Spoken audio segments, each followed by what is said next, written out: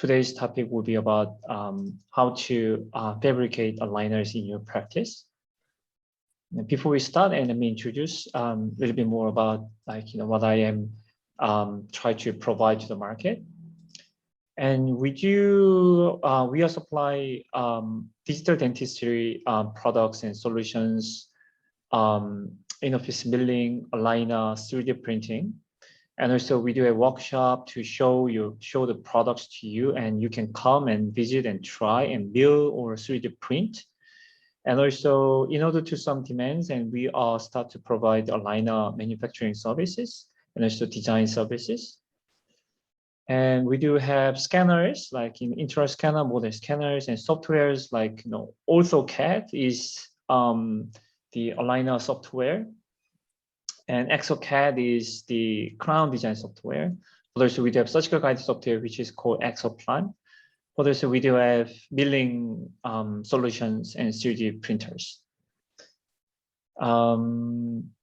Now we are doing aligner training course, but also we are planning to provide more digital dentist seminars about milling and 3D printings.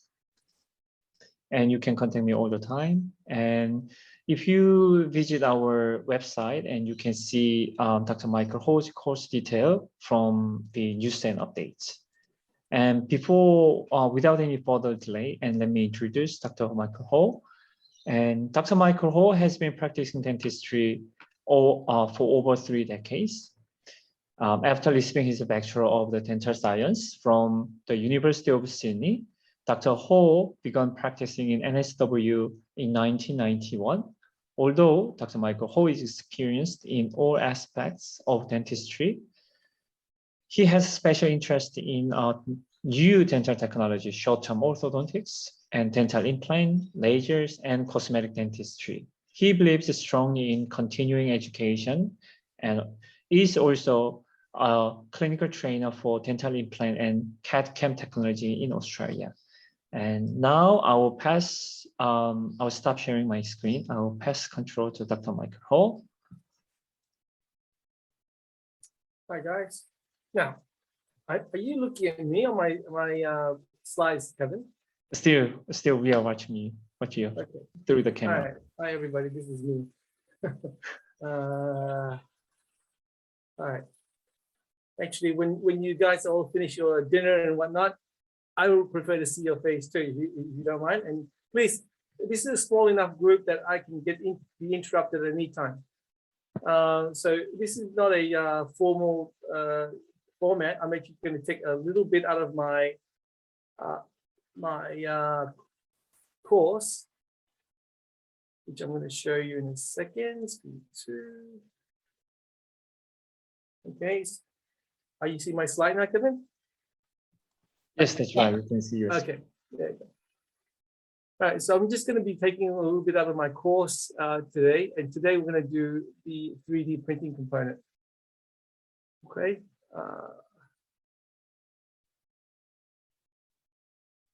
Right, sequential aligners.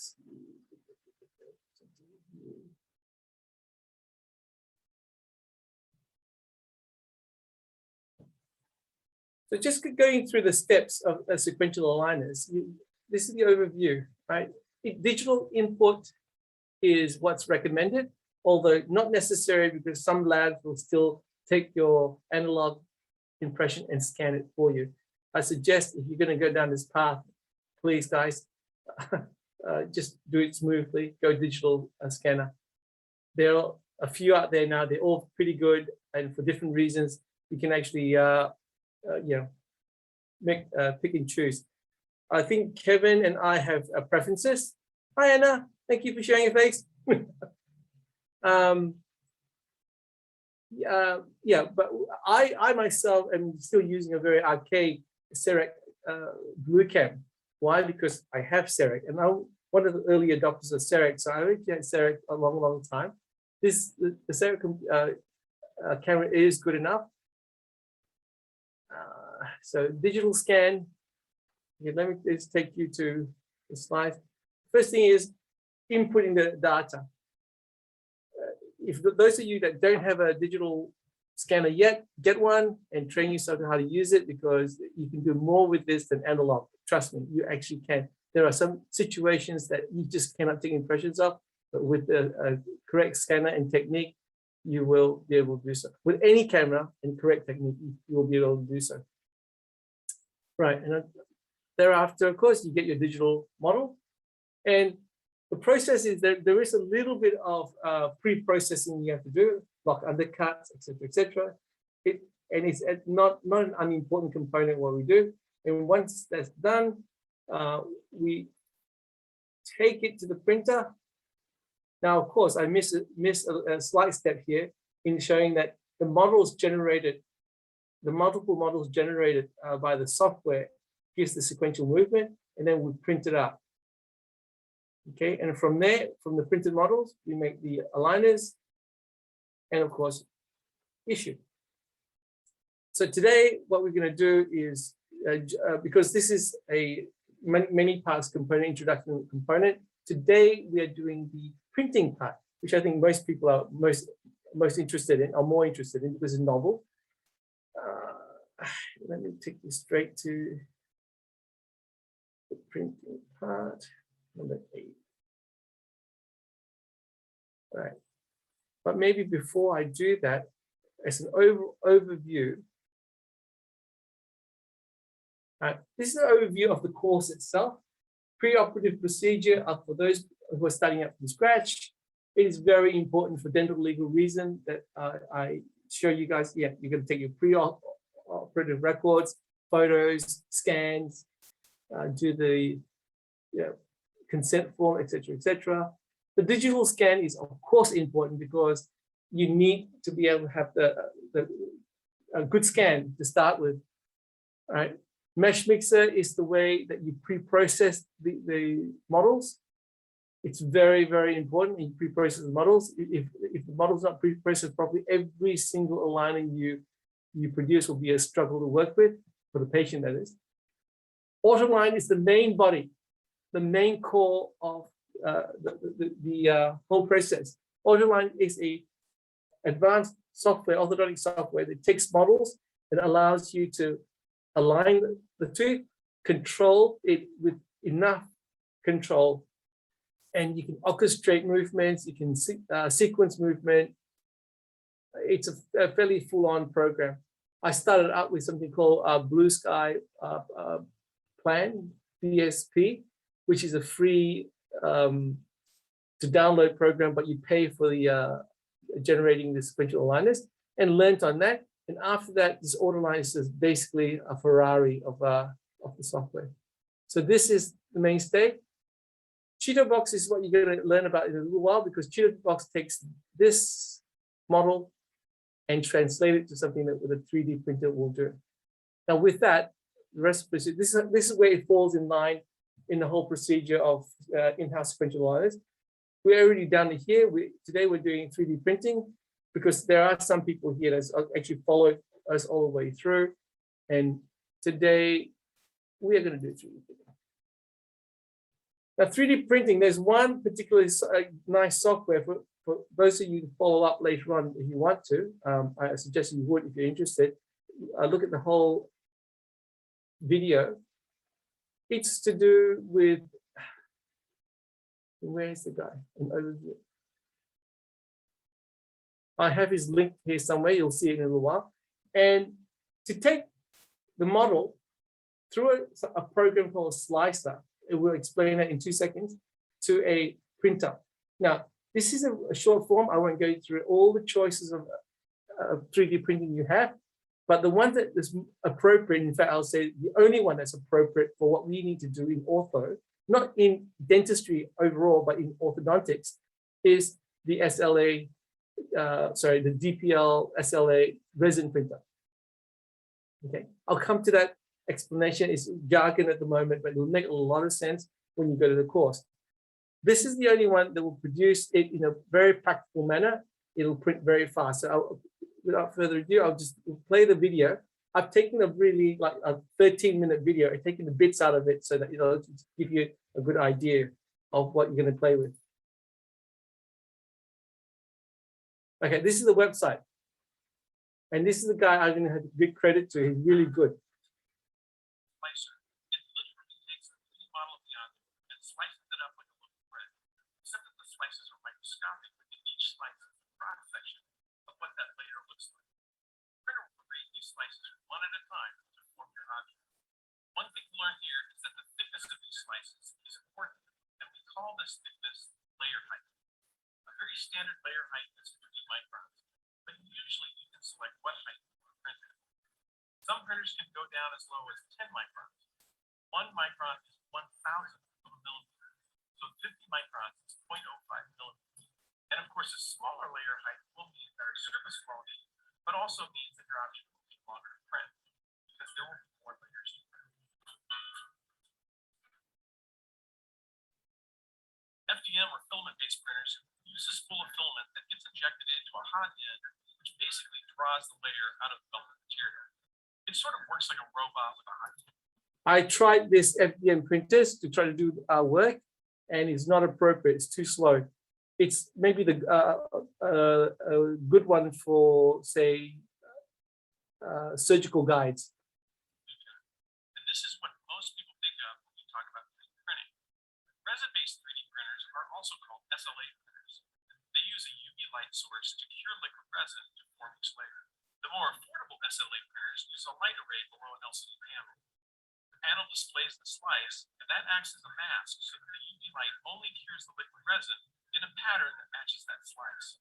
It can be faster than laser-based printers because it exposes the entire slice at once. So basically, it prints a layer at a time. So just watch further, so I shouldn't interrupt. So it takes the same amount of time to print a single item as it does to print lots of items. So what it means is, if I wanted to print one of these things, because of the height, it's the same amount of time as to print, what is it, 30 of this thing. So for us to do sequential aligners where we need, 30 trays, not that I do 30 trays, 6 trays, I will print 6 trays in parallel using this technology. The print time is a function of the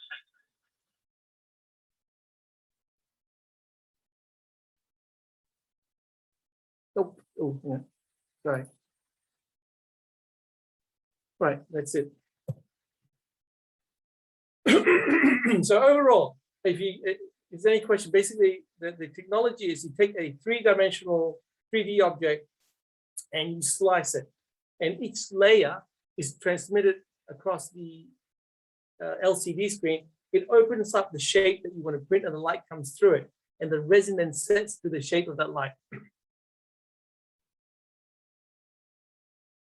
The technicality is not that important, but essentially, so you take this and you get a slicer. With the slicer, we use something called CheetoBox. CheetoBox is a software, one of the major software which I will train you how to use. It's also free to get, that's fine. And that's how many I usually like to do, 6. I'll print 6 of these models. And I have the large base printer. Somebody was asking me, I think it's Joanne was asking me a couple of days ago, how much did it cost to set this up?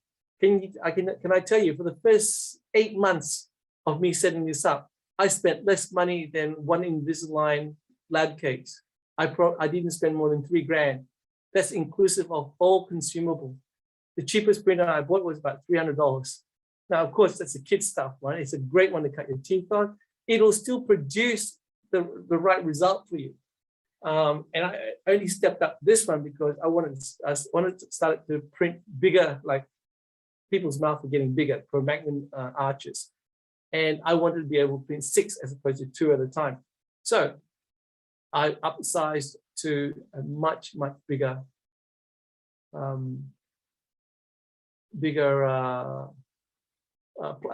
plate. This is called build plate. Okay. So this is currently what I'm producing. And what this does is it takes this, and it's a very low profile because I printed horizontally. It takes me 40 to 50 minutes to print all this. Compare that to you pouring 6 models and all the plastic and stuff that you have around. Okay.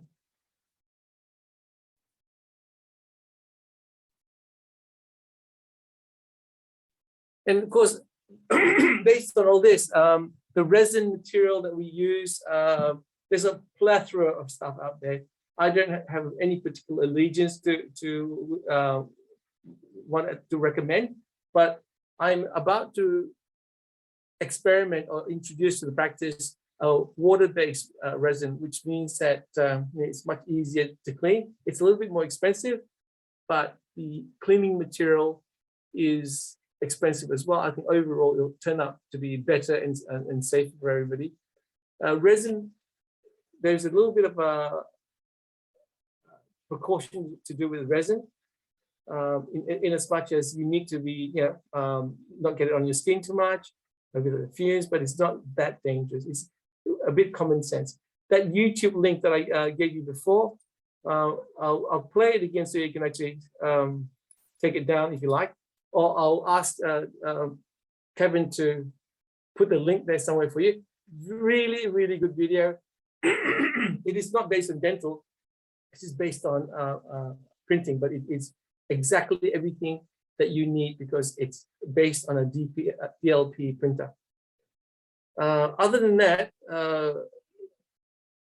what I'll warn you about is that when we first start doing this, it seems very straightforward, and an immediate problem that everybody goes into, that goes in-house production of aligners, is that you will get too busy very, very quickly. And what I mean by that is your capacity to produce your aligners will get exceeded very quickly, because I don't advise that you go and set this thing out and buy the biggest, best, whatever. Do a little one first. Now, when you get to that stage, and that's a very predictable stage that'll happen because everybody does this. And when I say everybody, my counterpart in America had predicted this already, and they were right.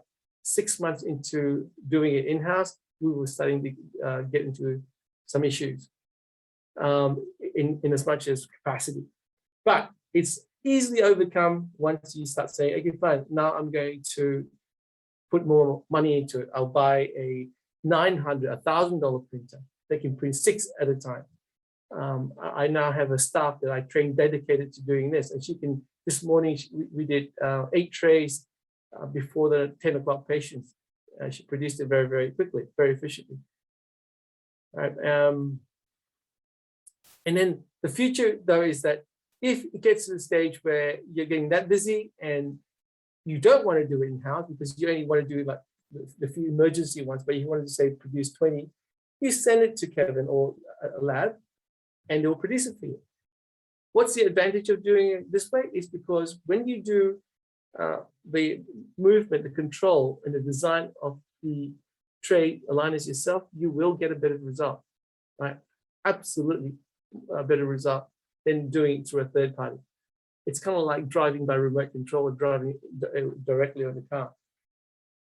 And of course, what I'm going to prepare you guys for is this. In the future, I'll click straight to that, is that we should be able to, instead of printing the models and then doing a suck down and cutting out the suck down, which is fairly labor intensive, this now exists, the ability to print the tray directly.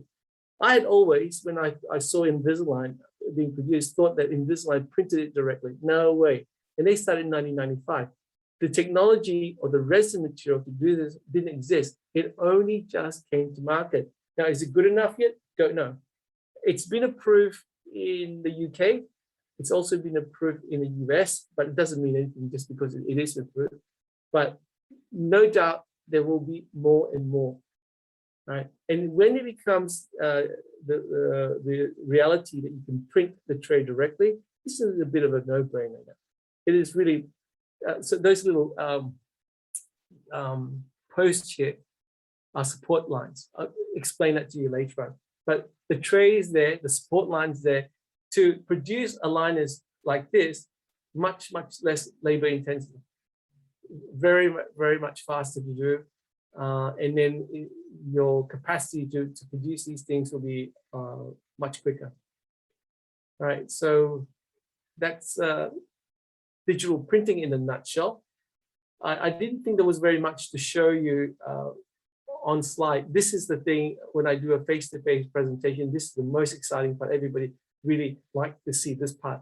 But you know, when I don't have the thing in front of to show you, it's actually less exciting. But nevertheless, I hope you like that, because when we do the face-to-face, we promised you, if you bring a case, that during the course of the day, we actually produce things for you. But so at the end of the day, we can actually produce trays for you. That's how fast we can do it. Each of these things, as I said, the way I produce the tray currently, takes about 50 minutes average to print 6 models. And then I asked Jo. Jo's my my assistant at work. She says it takes about 10 minutes, and that's conservative, like very, very conservative, for her to cut out, make a tray. So in 1 hour, she will do 6, but it's actually closer to 5. She's being very conservative. So yeah, hopefully I'll see you guys at one of my courses, and we have this thing set up as we at once, and we will actually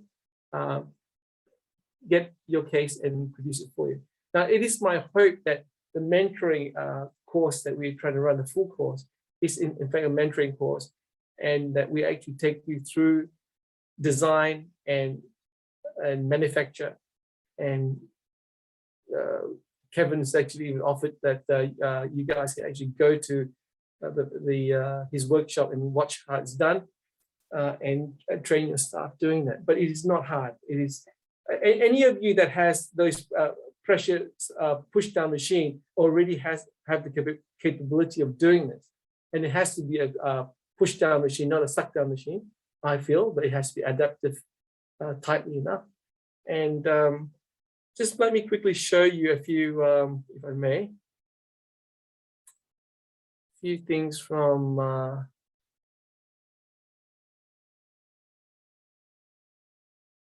where is this? Just bear with me.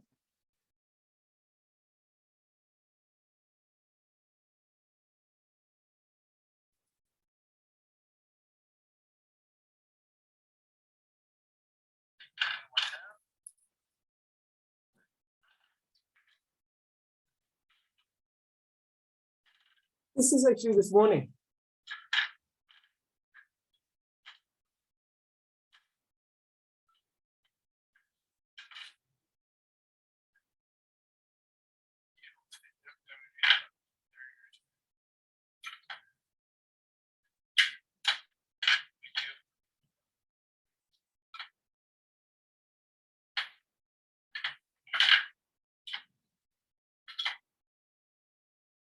So this is a case where I think the first pair is actually the button, the soft thing that produces the buttons.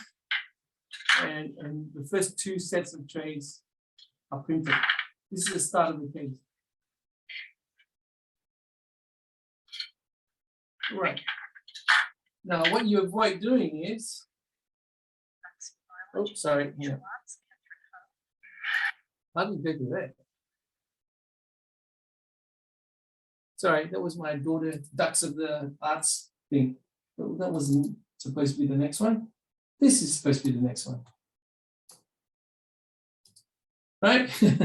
So when you pour models and you do a push down, the models are so damn big, you can only be used on a tray. Can I tell you that we've developed this, I developed this system where I can stick 2 of these things per one of those sheets. Now, we don't use the cheapest sheets. We use Durand as opposed to Asics. They're $5. If you use Asics plastic, for those of you who know what I'm talking about, Asics is half the price of this one, but arguably this is a better material. But when you do 2 on 1, it's the same price to produce 2. And I'm producing it using a superior material. So you cannot do 2 using oil plaster models. It just doesn't work. Now, where am I next? I know why. Okay, so see if this works. Sorry, I have to open each one of these individually. So the things you avoid, of course, is plaster bay.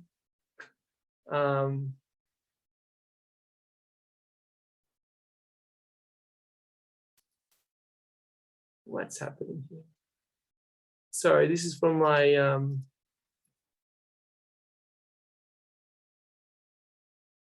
trying to make a point. All this, hopefully, is the thing in the past, right? underneath here is actually the plastic trap. There's a whole lot of pain. You can only do, sorry, you can only do one at a time. It's from the phone. All this thing in the past. Of course, I have 4 dentists working in my practice, five of us, a new grad recently, and I can't get them all to change in one go. So I will do it slowly. But eventually, hopefully, my workroom will look more like this. And those are all the cases we did this morning, as opposed to the plaster bay that you saw before.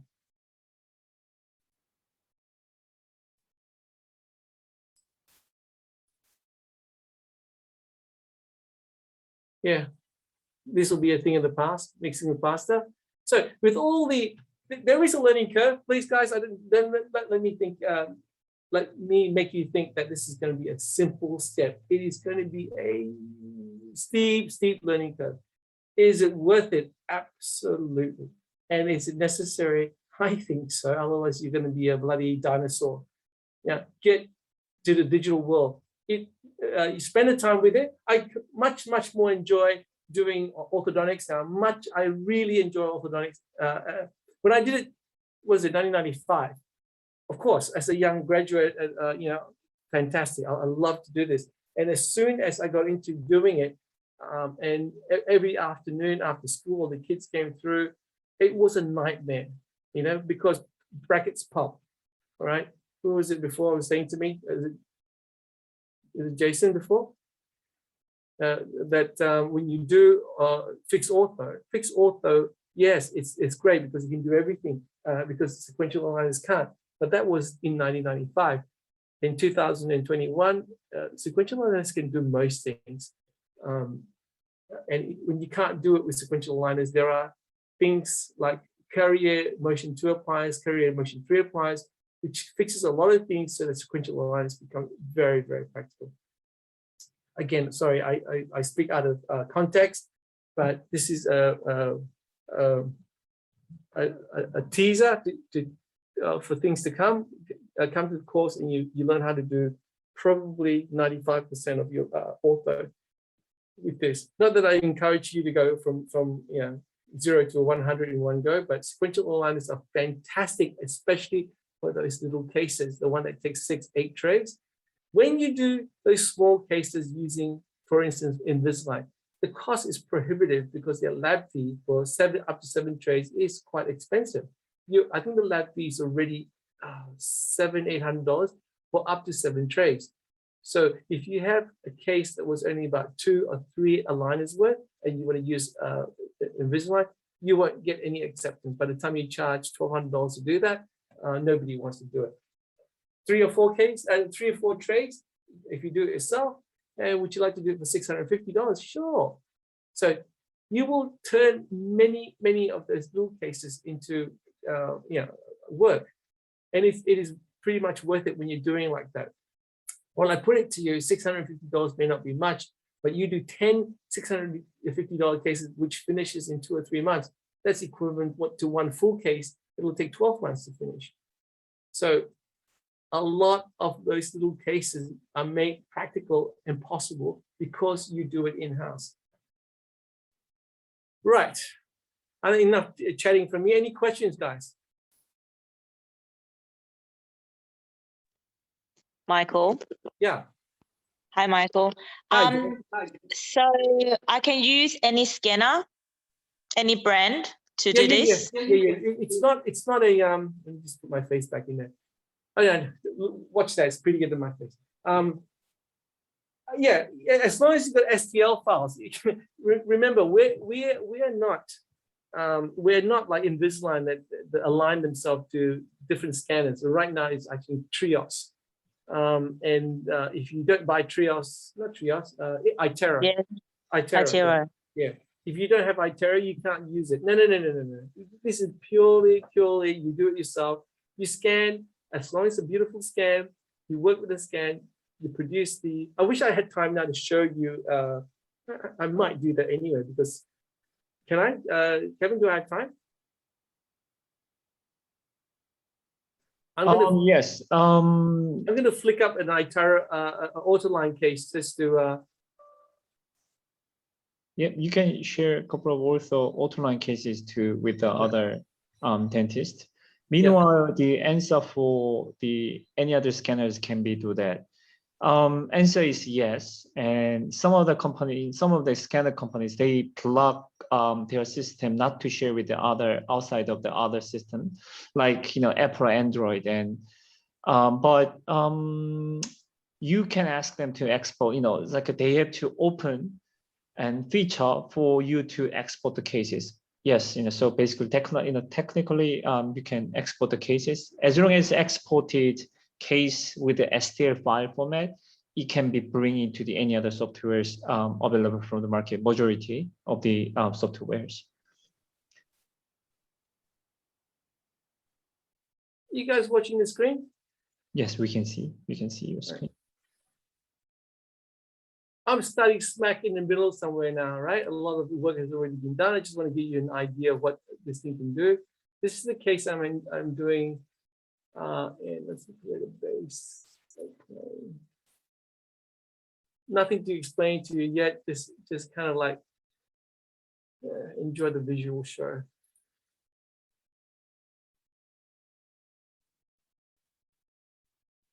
So this is the case I'm doing, and I've created a file. There's a lot of pre-processing done already here. All undercuts have been blocked, right? This lady just had an implant put in there. I suggested her before I put the implant in, would you like me just to tidy this up a little bit so I can actually put an implant that will, I'm going to push everything backwards so I can have the space minimally, because I don't want a big implant anyway, and then straighten this tooth as well. And she said, yeah, why not? Okay, how many traces is it going to take? Well, very small case, which means a lot of trouble with Invisalign. And what I say to you, right, let me just quickly, I will do this very quickly because it's 4/7 correct. And that would be, yeah, that's correct for 5.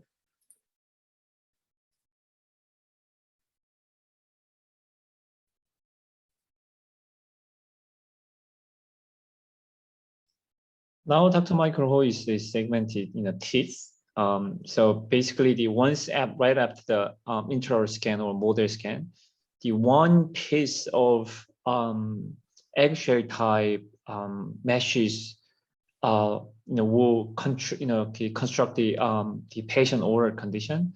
So in order to move one teeth to another area, so we have to segment each teeth as like a separate meshes.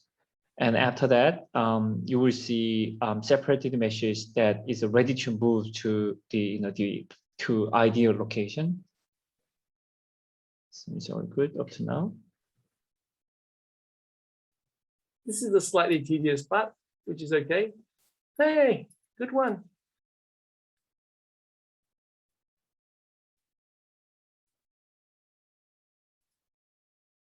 Now, of course, this is not the tooth. This has been blocked out on purpose. It's not a bad scan. This is a scan that's blocked out all undercut. Without blocking the undercut, there is no way I'm going to be able to move this tooth. Okay, this scan was very, very accurate, which means that any spaces represents undercut, and I blocked it all off. There is a bit of technique involved with doing that. Not like pouring models, you can just shove what do you call plaster everywhere.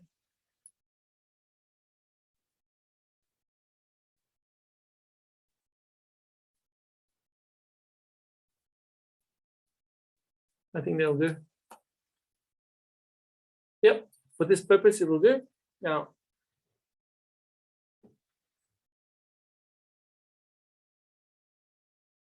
axis of rotation.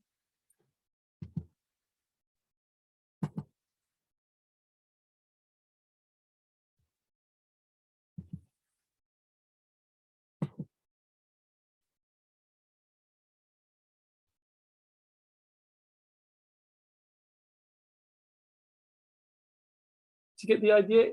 If this is important as much as if you put the axis correctly, when you try to move the teeth around, they move around very nicely.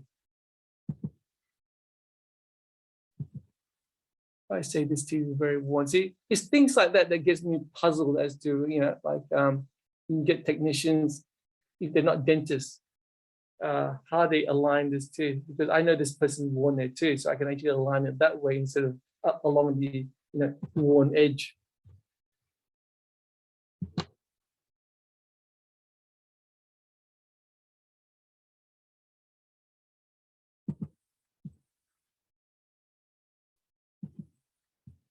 That looks right. And again, this one's worn.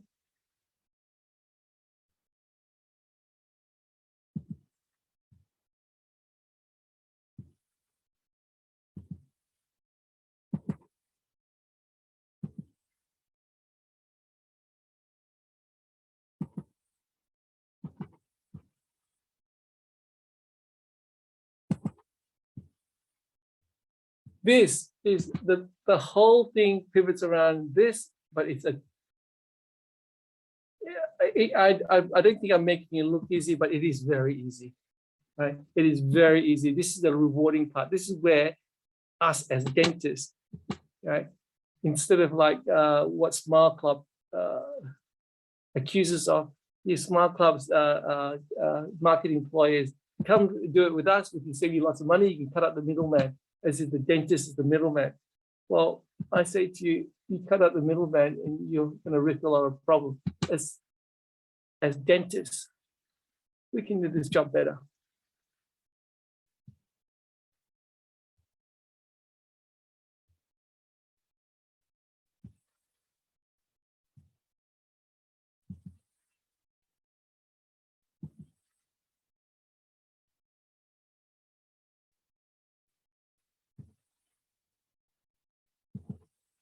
Yeah, we're nearly there.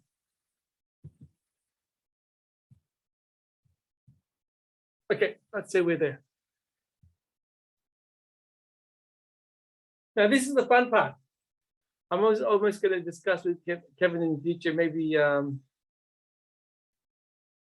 that we can produce a service whereby we do this part for you, if you like. Now, I'm not going to get into the nitty-gritty too much. This is not a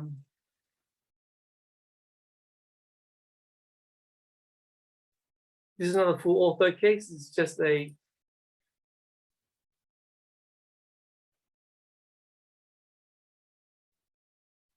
right. So shall we move this to backwards a little bit? Move this to backwards a little bit. Rotation. Move this to. Hello.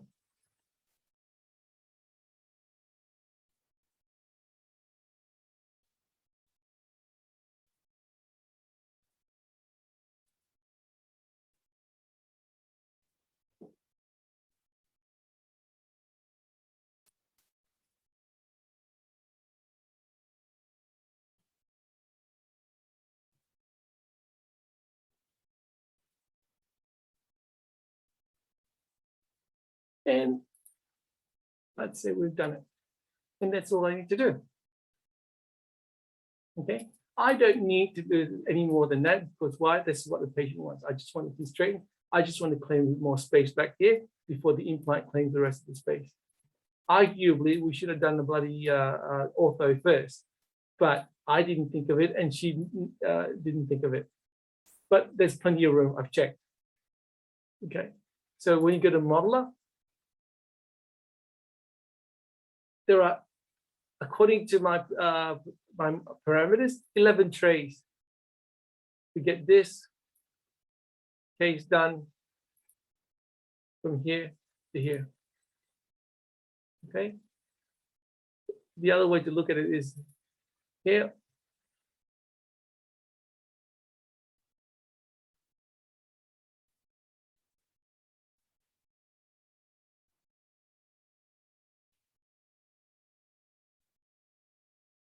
Right. Anyway, that's just me basically saying, hey, I think anybody can do that, right? That's the part that's most important. It has taken, this case was scanned today. So I have now done a case and basically be able to produce this thing overnight. So tomorrow, if I wanted to, I can print these models and put it in the patient's mouth tomorrow. Not that I can because I'm booked out, but yes, overnight. So Joanne, Yeah. you there? How long would that have taken if you did it within Invisalign? How many? That will be a light case. I think that will be 14 aligners. That will probably cost about 3,000 lab fee. Did you say that was a light 2,000, case? 2,800 maybe lab fee. A light case is that much? Wow. Yeah.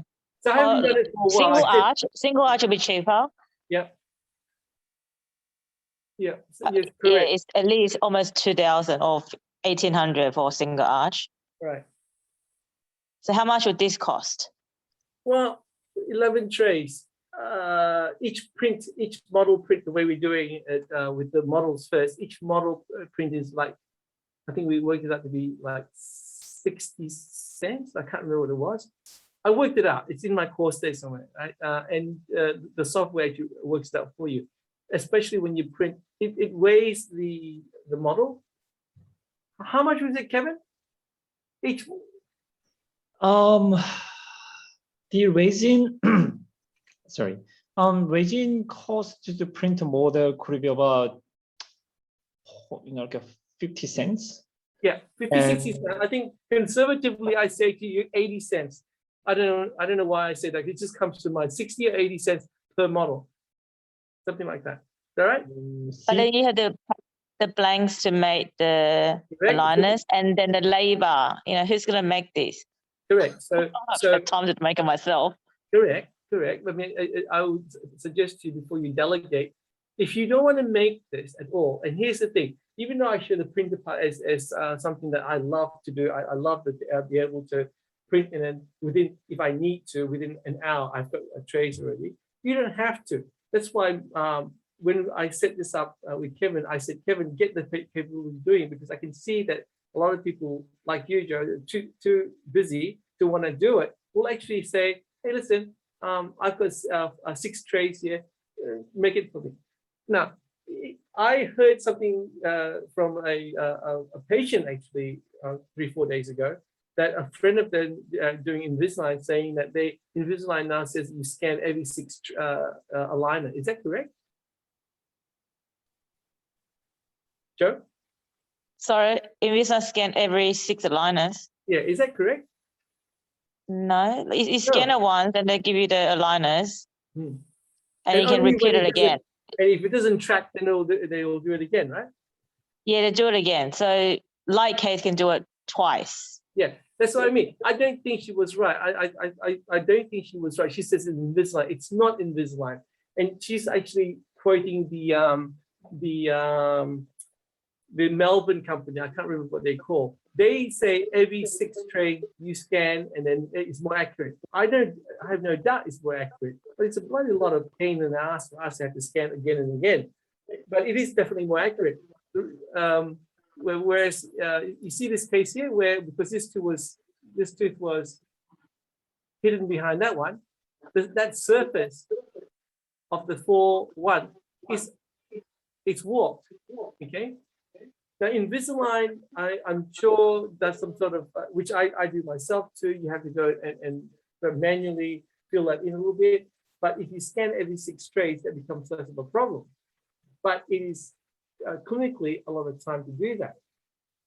What I say to you is that if you do, my philosophy on this is, you scan, you don't print 30 trays like Invisalign. You do 6 and you monitor. If it's tracking well, keep going.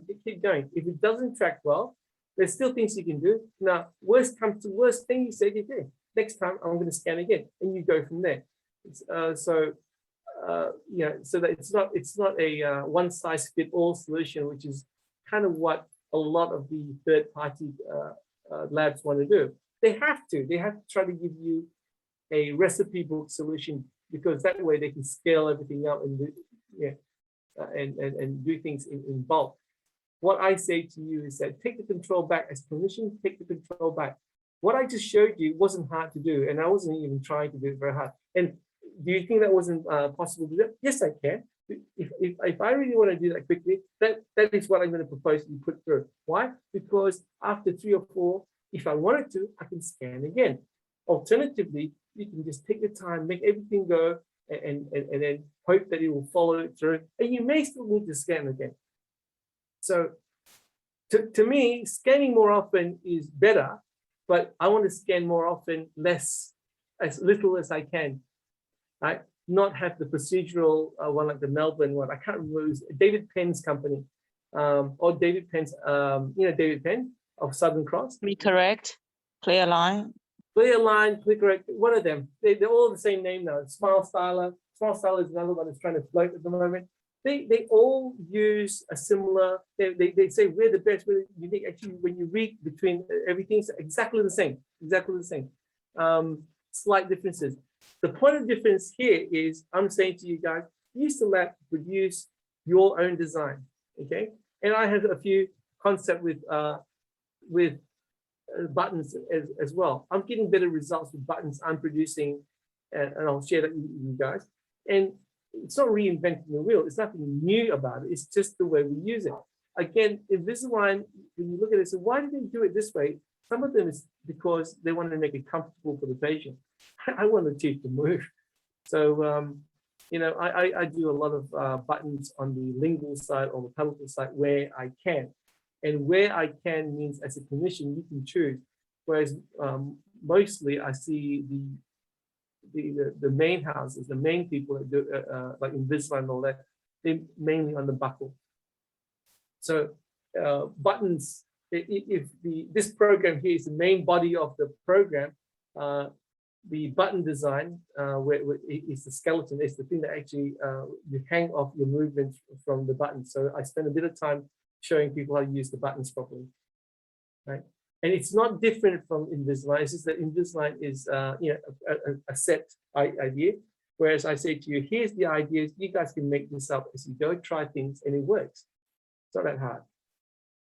Or as I say, it's not that hard. It's not, the concept isn't that hard. Movement of the teeth is going to be the struggle, but you can do your own. You can make your own mistakes. You don't have to make Invisalign's mistakes.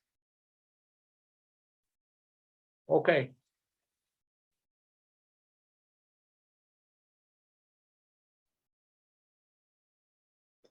To you, is there any question that you want to ask Dr. Ho?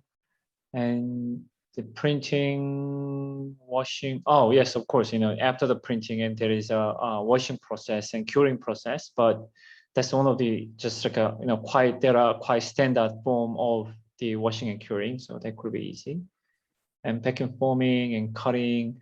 And the reason why I try to provide the aligner is I can learn myself, and also I can train our staff. But also once you send one of your staff, or we can share which scissors are the best to cut at once, sort of like basic simple tips and tricks. And is there, if we don't have any questions, and we can close the day. And 2 weeks later, we are going to have another last Zoom seminar with Dr. Ho, and the last one is about how to manage a case.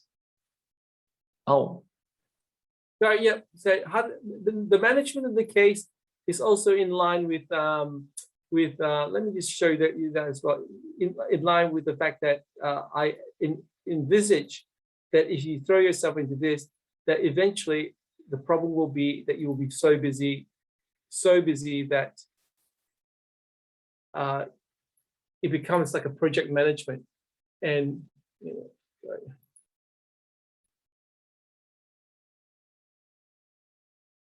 now each case, like no other procedures that we do, you do a crown at most 2 appointments, with a lab, 2-3 appointments, color matching, whatever. You do a sequential aligner case, and it's like a 12-month project, 18-month project. These are all the cases I've got going at the moment. These are active cases that are listed here on the left. Okay. And the only way I can keep track of them is using this management software, which I want to introduce you guys to. I know, like for instance, today, I have all these cases, and tomorrow I have to get all these cases printed. By Monday, these 3 cases have to be produced. Before I left today, my Joanne and myself, I'm sorry, Josephine at work and myself decided, okay, fine, these are the 3 cases we're going to do. We reappoint the others that we can't do, and we schedule it this way. This is for Monday. Monday, we're very busy. Okay. And the reason we have to reschedule because I think Joanne doesn't work for me on Monday. So she can produce everything on Tuesday and Thursday. So yeah, that's where we have to schedule around. With what's happening in my practice, I already talked to the practice manager, so we need more staffing. I've now created a business issue, as all practice management courses will tell you, create the business issue first, and then we can deal with it. And I can deal with it now. I already said to Joanne, I need you to half a day, not Joanne, sorry, Josephine, that I need her half a day a week doing nothing but aligners for me in the new year. She said, yep, we're scaling this up. So this here, I will spend a bit of time in the course to teach you guys how to manage the cases. Stephanie, let me just do something more interesting. Right, so this case here.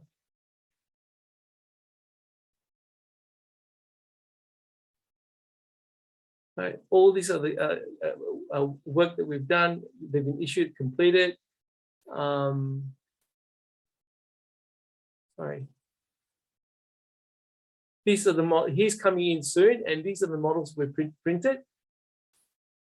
Okay, and so this is the way you track. I mean, it makes no sense for you to know it now, but basically, there's a tracking system. I offer you a complete solution to this task. If you follow what I do, you will be able to control the amount of work you need to do. I don't know, again, when I was doing Invisalign a few years ago, past 6 to 8 cases, I don't know, it was getting a little bit difficult to control what trays, what not. Even your good notes, it's hard to control, but I am able to control, I don't know, I think there's 37 cases, 17 and 27 cases, right? Yeah, so that's part of the course we're going to do as well. Okay. The ClickUp that Dr. Ho shows, that is a task management, so, the application, and for one account in the test free. And once I learned Dr. Michael Ho is using ClickUp, and I brought that system into our company that manage the cases and following the customers and how to produce. And actually, that's amazing. And if I can, I guess you can use that kind of small tips. But actually, he already went through all the errors and the issues. So I guess don't miss the next the June seminar 2 weeks later. And also, I will send you another email notifications to you. And do you have any other last question at all? Okay, if we don't have, we can clear the day, and thank you for your time. And after this recording, and we are going to upload to the YouTube in about a couple of days, and I will share the link for you to take a look at this and also previous the June seminar. And Kevin, sorry, Joanne asked the question. I don't think I fully answered it before. By the time I add up all the costs in the to make this